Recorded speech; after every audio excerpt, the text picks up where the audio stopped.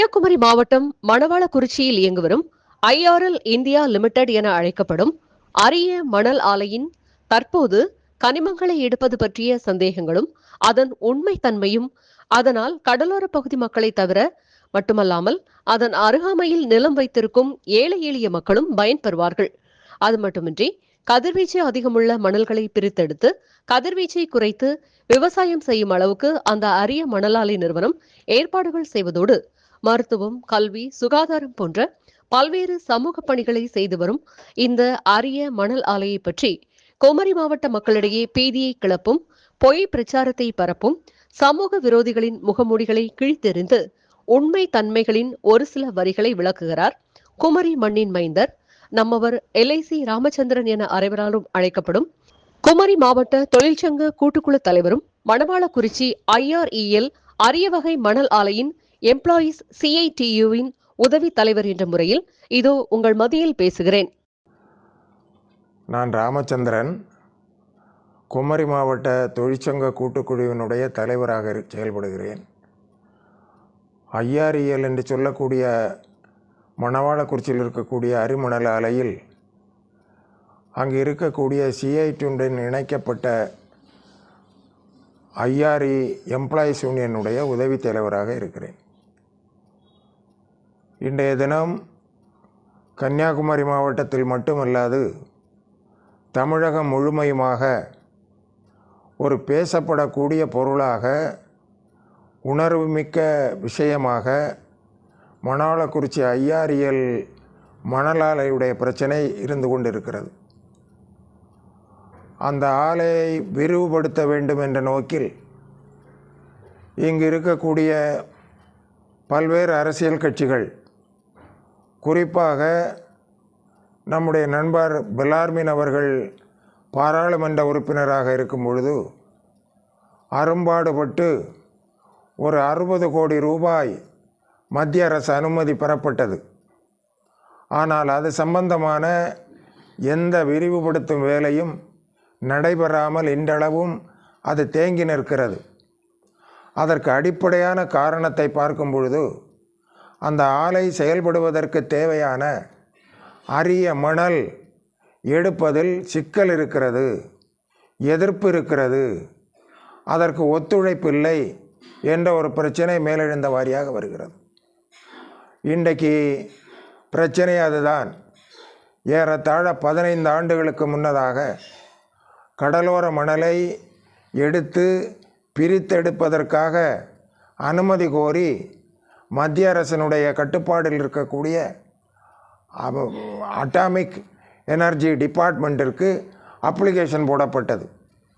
15 ஆண்டுகளாக அதன் மீது பல்வேறு துறைகள், உதாரணத்திற்கு சுற்றுச்சூழல் இயல்புத்துறை, சுற்றுச்சூழல் தாக்கத்துறை, கதிர்வீச்சுத்துறை, அணு சக்தி ஆராய்ச்சித்துறை, இவையெல்லாம் அடிப்படையான ஆராய்ச்சிகள் மேற்கொண்டு இறுதியாக சென்ற வருடம் அதனுடைய அனுமதியை கொடுத்தார்கள்.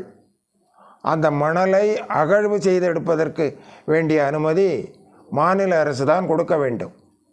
அதற்குண்டான அனுமதியை பெறுவதற்கு அடிப்படையாக தேவைப்படுவது கருத்து கேட்கப்பட வேண்டும். அந்த பகுதி வாழ் மக்கள் மத்தியில் கருத்தாய்வு கூட்டம் நடத்தப்பட வேண்டும். அந்த கூட்டத்தை கடந்த அக்டோபர் மாதம் 1ஆம் தேதி நடத்துவதென இந்த மாவட்டத்தினுடைய ஆட்சித்தலைவர் விளம்பரப்படுத்தினார். அந்த நேரம் புறப்பட்ட எதிர்ப்பு இன்றளவும் கடுமையான எதிர்ப்பாக வளர்ந்து கொண்டிருக்கிறது. கருத்து கேட்பு கூட்டம் நடத்தக்கூடாது, இந்த ஆலையை மூட வேண்டும், கடலோர மணலை எடுக்கக்கூடாது, அகழ்வு நடத்தக்கூடாது, மணல் சுரங்கம் அமைக்கக்கூடாது, இப்படியெல்லாம் உண்மைக்கு மாறான சில கோஷங்களை முன்வைத்து அந்த பகுதி மக்களை திரட்டி இன்றளவும் இதற்கு எதிரான போராட்டம் கடலோர பகுதிகளிலே தொடர்ந்து நடந்து கொண்டிருக்கிறது. இது சம்பந்தமாக ஒரு சில உண்மைகளை விளக்க வேண்டிய பொறுப்பும் கடமையும் அங்கு பணியாற்றக்கூடிய ஊழியர் சங்கத்துக்கு உண்டு என்ற முறையில் அதனுடைய தலைவராக இருக்கக்கூடிய நான் சில காரியங்களை சொல்வதற்கு கடமைப்பட்டிருக்கிறேன். இன்று அதற்கு அடிப்படையாக தேவைப்படுவது மணல், கனிமங்கள் நிறைந்த மணல். அது கடலோரத்திலேயும் கிடைக்கும். மணவாளக்குறிச்சி பகுதிகளில் ஆங்காங்கே தோப்புகள்லேயும் அது மண்டி கிடக்கிறது. அப்படிப்பட்ட மணலை ஏறத்தாழ 1144 ஹெக்டேர் பரப்பில் 2500 ஏக்கராக பரப்பில் அந்த மணல் கண்டறியப்பட்டு அதற்குண்டான அனுமதியை மத்திய அரசு கொடுத்து விட்டது. மாநில அரசு என்று வரும்பொழுது அந்த அனுமதியை பெறுவதற்கு வேண்டிய கருத்து கேட்பு கூட்டம் நடத்துவது தடை செய்யப்பட்டு வைத்திருக்கிறது. இதுக்கு காரணம் அவங்க முக்கியமாக பிரதானமாக 2 காரணம் சொல்லுகிறார்கள். ஒன்று, கடலோரங்களிலிருந்து மணல் எடுக்கத்தால் கடல் உள்வாங்கி எங்களுடைய குடியிருப்புகளை அழித்துவிடும், வீடுகளை அழித்துவிடும். இரண்டாவது, அது உள்பகுதியில் புகுந்தால் இங்கு இருக்கக்கூடிய குடிநீர் உப்பு நீராக மாறிவிடும். இப்படி 2ம் இருக்கிறதுனால கடல் மணல் எடுக்கக்கூடாது. அது ஒரு வாதம். இரண்டாவது வாரம் மொட்டையாக ஏதோ ஒரு தாற்பயத்தை மனதில் வைத்து கொண்டு இந்த ஆலை செயல்படக்கூடாது, இந்த மண்ணிலே மூடப்பட வேண்டும் என்று சொல்லுகிறார்கள். அப்படி ஒரு கோரிக்கையை வைக்கும் பொழுதுதான் நமக்கு அதனுடைய உள்ளார்த்த உண்மை கேள்விக்குறியாகிறது. இது யார் எழுப்பிய கோரிக்கை, எதற்காக இந்த கோரிக்கை முன்வைக்கப்படுகிறது என்று பார்த்தால், இதே பகுதிகளில் 2004-2006 ஏறத்தாழ 700 ஏக்கரா பூமியிலிருந்து மணல் எடுப்பதற்கு தனியாக ஒருத்தர் அனுமதி பெற்றிருந்தார். அந்த மணல் எடுத்தால் கம்பெனிக்கு பாதிக்கப்படும் என்ற முறையில் அது தடுத்து நிறுத்தப்பட்டு காவல்துறையும் அன்றைய மாநில அரசும் தலையிட்டு, அன்றைக்கு பெலார்மின் எம்பியும் அன்றைக்கு சட்டமன்ற உறுப்பினராக இருந்த ஹேமச்சந்திரன் அவர்களும் தலையிட்டு அந்த தனியார் மணல் எடுப்பது தடுத்து நிறுத்தப்பட்டது. இன்றைக்கு அவர்தான் இதனுடைய பின்புலமாக இருந்து செயல்படுகிறாரோ என்ற ஐயப்பாடு எழுந்திருக்கிறது. காரணம், இந்த ஆலை மூடப்பட வேண்டும் என்ற கோரிக்கை. நண்பானவர்களே, ஒன்று சொல்லுகிறேன், குமரி மாவட்டம் பல விஷயங்களில் வளமையான மாவட்டம். நீர்வளம் உண்டு, நிலவளம் உண்டு, வனவளம் உண்டு, கடல் வளம் உண்டு. ஆனால் தொழிற்சாலை என்று ஒன்று இல்லை. ஆனால் இந்த அரிய மணல் தொழிற்சாலை இந்த மண்ணில் நிறுவப்பட்டு ஏறத்தாழ 115 ஆண்டுகள் கடந்து விட்டது. சொல்லப்போனால் 1108 துவங்கப்பட்ட தொழிற்சாலை 1018 வெள்ளையன் கம்பெனியை கொண்டு வைத்தான். 1956 திருவிதாங்கூர் சர்க்கார் அல்லாத ஒரு கம்பெனியை தொடங்கிற்று. அது இன்றளவும் சின்ன விலையில் இருந்தது. இப்பொழுது புது கம்பெனி என்று தொடங்கப்பட்ட இடத்தில் 2ம் ஒன்றிணைக்கப்பட்டு இன்றைக்கு இருக்கக்கூடிய ஐஆர்இஎல்ஆ மத்திய அரசு அதனுடைய டிபார்ட்மெண்ட் ஆஃப் அட்டாமிக் எனர்ஜியின் கீழ் கொண்டு வரப்பட்டு 1957 சட்டமியற்றி கம்பெனியாக செயல்படுகிறது. இந்த கம்பெனி இங்கு வந்ததினால் அந்த காலத்தில் துவக்க காலத்தில் 1120 ஊழியர்கள் பணியாற்றிய கம்பெனியில் இன்றைக்கு வெறும் 97 ஊழியர்கள் நிரந்தரமாக பணியாற்றுகிறார்கள். ஆனால் இதர பணிகளை கம்பெனிக்கு உள்ளும் புறமையும் ஏறத்தாழ 3000 பேர் கான்ட்ராக்ட் முறையிலே அல்லும் பகலுமாக பாடுபடுகிறார்கள். 3000 குடும்பங்கள் இந்த கம்பெனியை நம்பி வாழக்கூடிய இடத்தில் கம்பெனியை மூடிவிட்டு போ என்று சொல்லக்கூடிய கோரிக்கை ஏற்புடையதல்ல.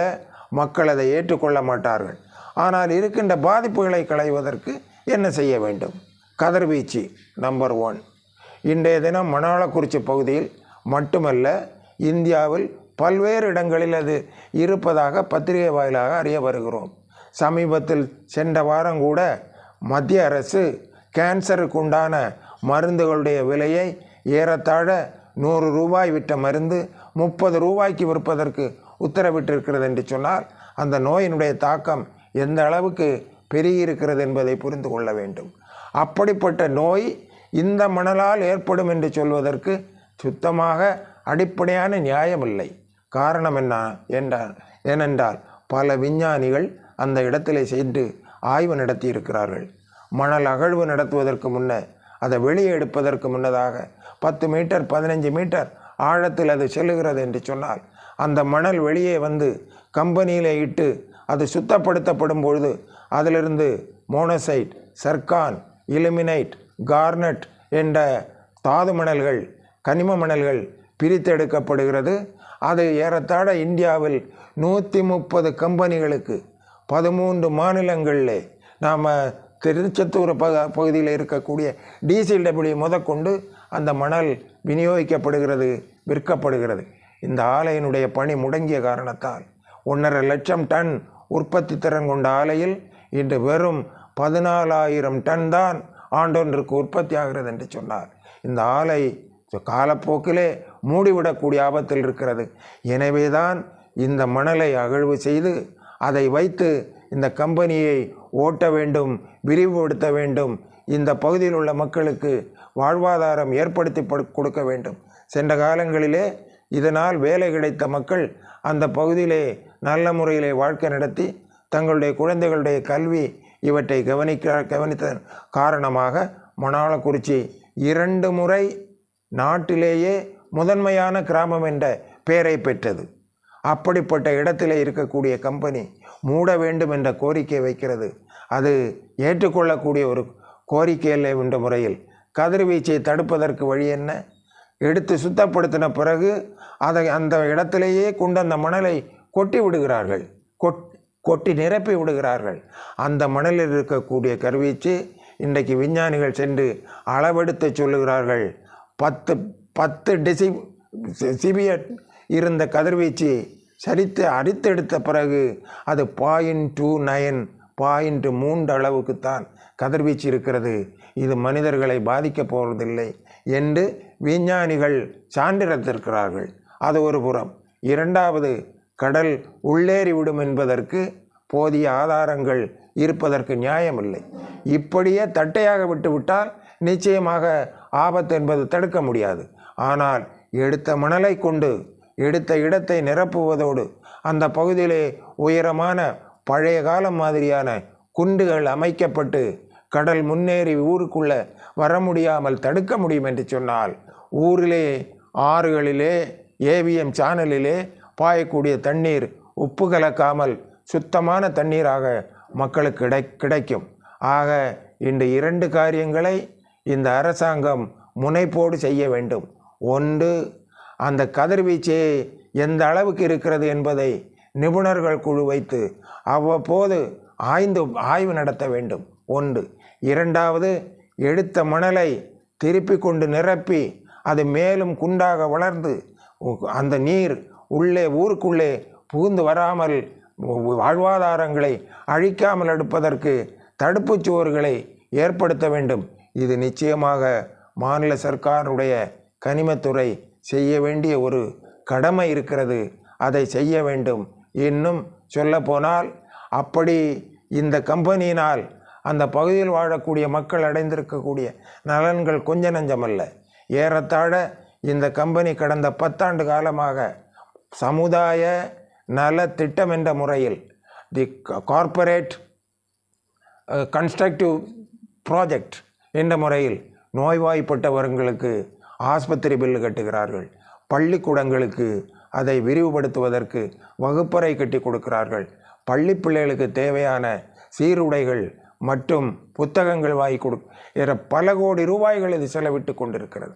அதுபோல மணலெடுக்கக்கூடிய பகுதிகளில் இருப்பவர்களுக்கு அந்த நிலத்துக்கு சொந்தக்காரர்களுக்கு 1 சென்ட் பூமிக்கு 35,000 ரூபாய் குத்தகைக்கு கொடுக்கிறார்கள்.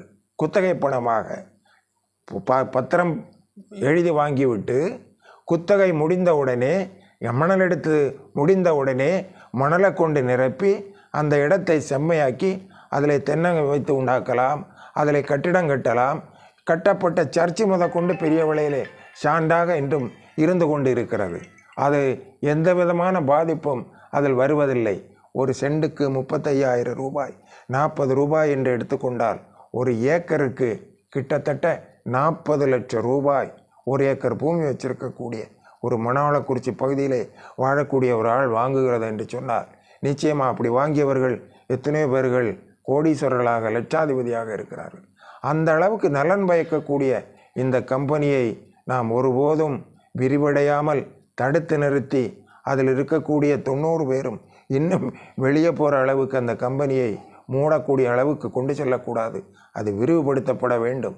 அதற்கு வேண்டிய தாது மணல்கள் எடுப்பதற்கு யாருக்குமே பாதிப்பு இல்லாமல், மக்களுக்கும் பாதிப்பு வரக்கூடாது, கம்பெனியும் விரிவுபடுத்தப்பட வேண்டும் என்ற முறையில் மாநில அரசு அதில் தலையிட்டு தேவையான நிபுணர் குழுவை வைத்து ஆய்வு நடத்தி வேண்டிய நடவடிக்கைகள் மேற்கொள்ள வேண்டும் என்று கேட்டுக்கொள்கிறோம்.